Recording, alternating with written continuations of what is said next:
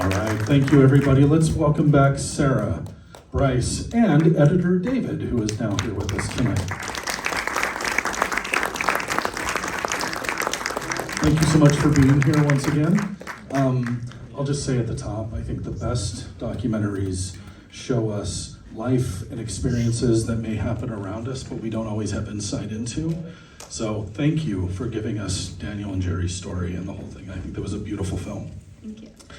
How has this journey, I'll start with you, Sarah, how has this journey been for you from beginning this project to kind of the screenings and the acclaim and all the attention that the film has gotten? Take me through that journey. Sorry. It's been really fun. Yeah, we first pitched this story as a short film for one of our science series, Human Elements, and so that was sort of a proof of concept, an 8-minute film just about Daniel, in order for us to find a way to do the deeper story with him and Jerry. So we first met Jerry on that first trip, and then from there we're able to find funding to do the feature. And so getting to share the film has been really amazing, and this is our last planned screening of the longer cut. We do have a shorter version that is available online on Cascade PBS and also has been broadcasting around to different PBS stations around the country. So a little bit about your background. So as a filmmaker and a producer, correct me if I'm wrong, but you have a background really in science and environmental stories and kind of telling those stories. So you mentioned doing this as kind of a proof of concept, but where did this begin for you? How did they enter into your life, for lack of a better word, to sort of see them, understand their life, and then say, this is a story of film I want to make, or a story I want to tell? Yeah, so my beginning of my career, I was a photojournalist working at newspapers, and so when I moved here, I had a focus on science and environment and video and film storytelling. And so I was new to the area. This was about 7 years ago, and trying to learn about what was going on in the science and environment space. And I'd heard a lot about the conflict with wolves, and tried to kind of figure out what has been done about this topic, what can I see and learn about it, and really saw that everything that I found was very polarizing. And so trying to, I heard about Daniel kind of trying to meet in the middle, find solutions, and so that piqued my interest and became part of that short. And we talked before, you mentioned that you still talk to Daniel? Yeah, talk to him regularly still. How's he doing? You want to let everyone know? He's had a really hard year. His nonprofit he's struggled with, and he actually, his house was about 1,000 feet from the fire line of a fire this summer, so he had to evacuate all of his animals and relocate temporarily. He's back in his house, and then a couple weeks ago, his horse, the white horse that you see him giving the kisses to, Griff, passed away. So he's had a tough go, but he did just receive $200,000 from the state for a pilot program for non-lethal range riding in Southeast Washington. So I think he'll be hopefully starting on that soon. The work continues.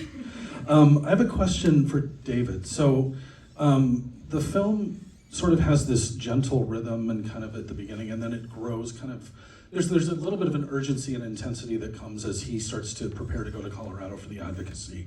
I'm wondering, as you look at this and kind of the editing process, what beats are you looking for? How are you able to match kind of the layout that Sarah and her team are putting together and reflect that in the editing process? Yeah, that's a great question. I mean, it was really early conversations with Sarah as I was just getting started and looking through what her and Bryce had shot, that it was really immediate to me even before we really talked about it, that they captured this kind of patience and this time that Jerry and Daniel kind of live in, that's a little slower, a little different than the one that I think a lot of us live in, especially myself living here in Seattle. So that was immediately apparent, and I think it was sort of my first instinct, and then it was corroborated by Sarah. It's like, yes, like we really want to lean into that, and that was a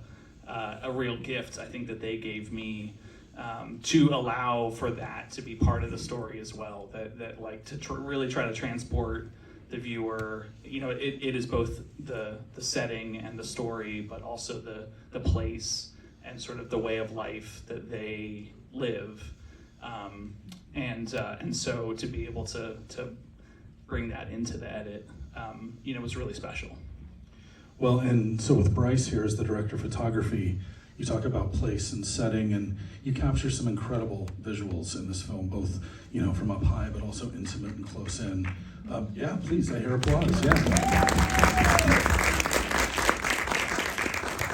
One of the things I'm really struck by seeing this film again is the access that you guys had and the trust that clearly has been developed as you get to know Daniel and as this story is told.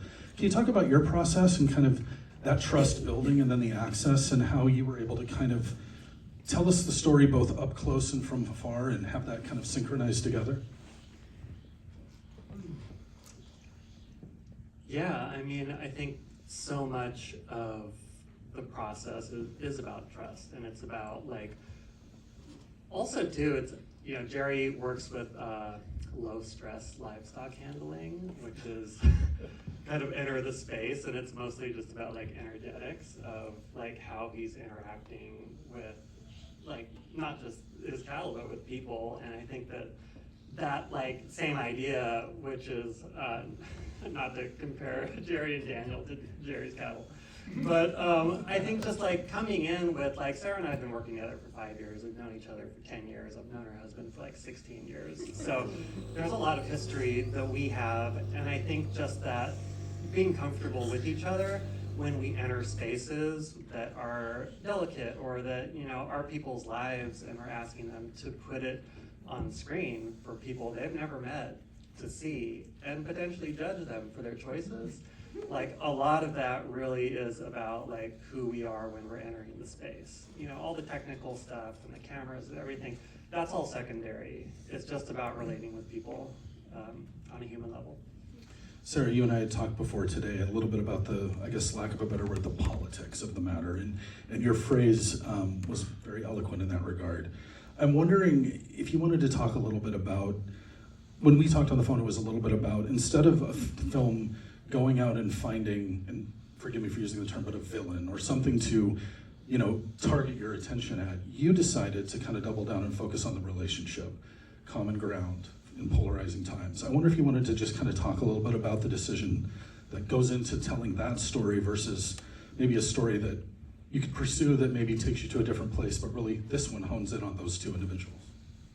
Yeah, that was something we talked about a lot in conceptualizing the film, was what voices did we want to include, and how were we going to talk about this conflict in a way that helped people understand the conflict, but that wasn't just repetition of kind of, these are the two sides and, you know, this is how you should feel at the end about one side or the other. I think we really wanted to make a film that you could show to ranchers and to conservation groups, and that they would both learn something from, and we've actually shown to both of those groups and gotten that feedback, and that's been really amazing.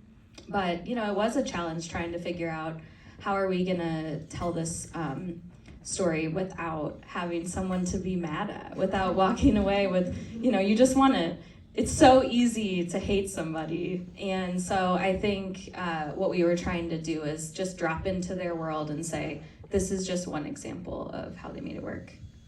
Wonderful, wonderful. We have a question right up front here, go ahead. Yeah, there's a good deal of talk in the film about range riders. And I'm wondering, just for instance, in the Scoville area, how many range riders are needed? How do you know, proportion range riders for ranches? And what's the training for range riders? So that's another film, I know, but. Yeah, that's a good question.